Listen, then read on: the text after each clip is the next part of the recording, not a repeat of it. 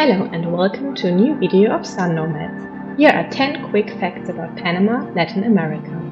Enjoy the video, give it a thumbs up and let's get started.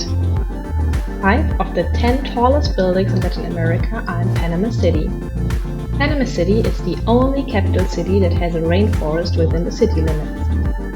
There are only 80 kilometers separating the Atlantic Ocean from the Pacific Ocean at the narrowest port of Panama. Panama has more than 976 bird species. Behind Hong Kong, Panama has the second largest duty-free zone in the world. Baseball is the most popular sport in the country. Panama is the most urbanized country in Central America. About 68% of the population lives in urban areas. Panama is located south of the Hurricane Alley, so it is rarely affected by tropical storms or hurricanes.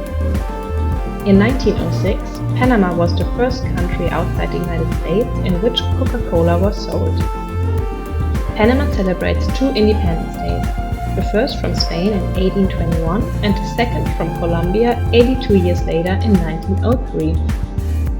Thanks so much for watching. Check out our other videos and don't forget to subscribe.